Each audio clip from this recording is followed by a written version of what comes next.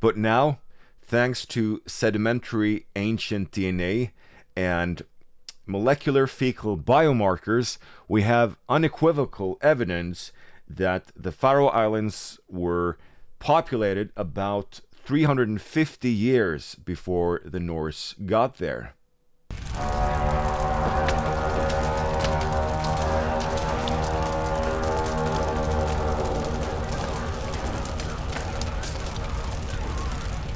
Hey guys, Christopher Norse Rain. Today I have a news story for you, and it's a study that was published on nature.com. And the study says that Vikings weren't the first settlers on the Faroe Islands. Now, we already have quite a few signs and finds that would indicate that indeed the Vikings weren't the first settlers on the Faroe Islands, but now, for the first time, we have what the scientists call unequivocal evidence of a human presence on the islands before the Vikings arrived in the 9th century. The Faroe Islands is a group of 18 islands that lies smack in the middle between Iceland, Norway, and Scotland. It's a self-governing archipelago and today a part of the Kingdom of Denmark. The islands are historically part of the Viking lands. Their capital, Torshavn, translates to Thor's harbor, in honor to the Norse god of thunder. The Faroe Islands were used as a stepping stone to discover and conquer new lands like Iceland, Greenland, and later Vinland. What they found to make such bold claims, I'll tell you in a second, but in case you're new to the channel, I'm posting new Viking-related content every Sunday about Viking history, Norse mythology, reporting on Viking news in the media like I'm doing today, looking at Viking culture, and my favorite, traveling to historical places from the Viking Age.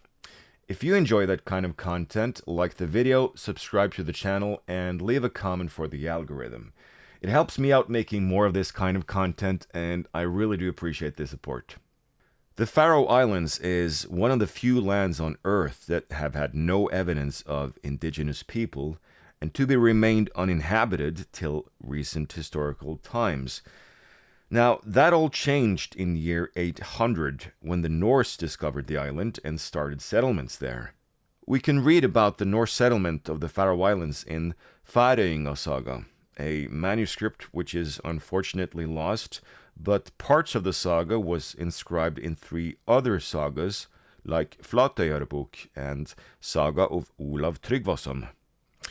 Both Faroe saga and Saga of Olav Tryggvason states that a man by the name of Grimur Kamban was the first man to discover Faroe Islands, but they differ regarding when he departed for the islands and for what reason. According to Flateyjarbók, Grimur Kamban departed from Norway during the reign of Harald Hårfagre, between 872 and 930, as did many others who did not wish to be ruled under one king. However, in the saga of Olav Tryggvason, it is stated that Grimur was already living on the Faroe Islands long before the reign of Harald Hårfagre, and that he was then joined by many other Vikings who were not willing to submit to Norway's first king. Given the mass migration that took place during this period, it would seem likely that the knowledge of the Norse settlements on the Faroe Islands were already known. Grimur Kamban is considered to be the first Norse settler of the Faroe Islands, even though the name Kamban is of Gaelic origin. The first part of the name Kamban originates from the Old Gaelic word kamb, which means crooked. The name Kamban therefore most likely means Kamban, crooked one. There are a couple of theories about this character and his somewhat unconventional name. One theory is that Grimur was Hiberno-Norse, with both Norse and Celtic origin. The Vikings had at this time already settlements in Ireland, the Outer Hebrides, and Isle of Man. And another theory is that he might have been one of the first Norwegians who converted to Christianity in Ireland and was influenced by the Irish monks. Several archaeological finds, Norse structures, artifacts, and even a rune stone, the Sandavagur stone, which is on display in the Sandavagur church today. So there's no question about the Norse dominance of the Faroe Islands since the 9th century. However, like I mentioned earlier, there are several finds and signs on the islands that would indicate a non-Norse presence.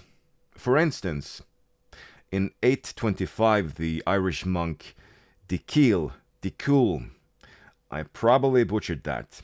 The Irish monk Dicul wrote about people who had lived on islands to the north of Ireland for at least 100 years. You got Celtic grave markings that have been found on several locations all over the islands. And you have many place names on the Faroe Islands which originate from Celtic. Also, Faroese people today can trace their paternal ancestry to Scandinavia, but their maternal ancestry mostly comes from Irish or British women. This genetic symmetry is also seen in Iceland, where we know that Vikings would bring non-native women. However, the level of genetic asymmetry is much higher in the Faroe Islands than in Iceland. So another very plausible theory would be that the Faroe Islands were already populated when the Vikings arrived. In light of this information, it would seem likely that there was a non-Norse presence on the Faroe Islands that predates the Norse settlements. But still, without any solid evidence, we can't say for sure this actually happened. The closest thing to solid evidence was, until recently, a find from 2013. 2 patches of burnt peat containing charred barley grains were found underneath the floor of a Viking longhouse. The grains were dated to somewhere between 300 and 500 years before the Norse arrival, and barley was not previously found on the island, so someone must have brought it.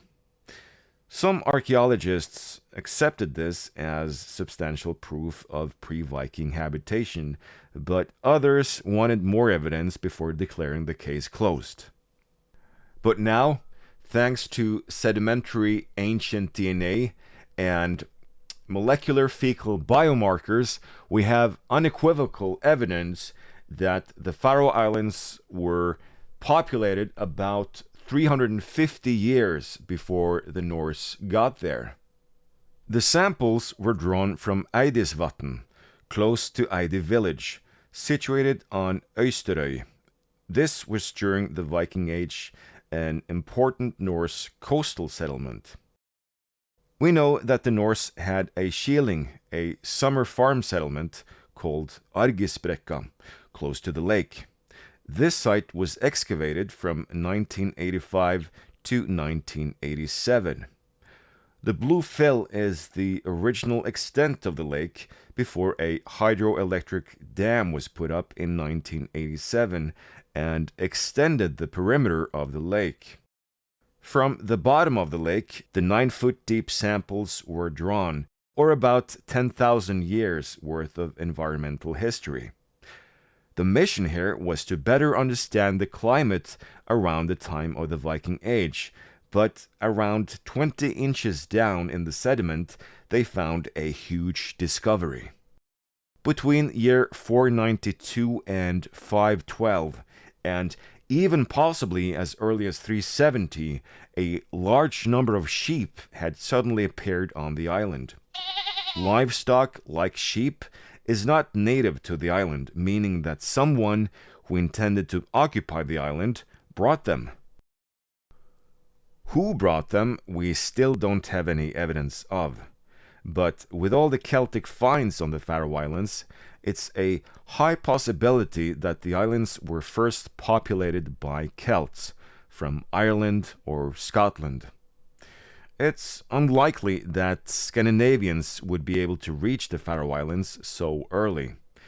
Our sailing and navigation technology was at this point in time not advanced enough to make those kind of voyages. The question still remains though, who came to the Faroe Islands and for what reason? And also, were the original settlers still on the islands when the Vikings arrived in the 9th century? Hopefully we'll get some more answers, but in the meantime, if you have a good theory about this, feel free to share it in the comment section below. Also, I put a link in the description box to the original study if you'd like to read the whole thing. Wrapping it up there. Thanks for watching, guys, and I'll see you on the next one.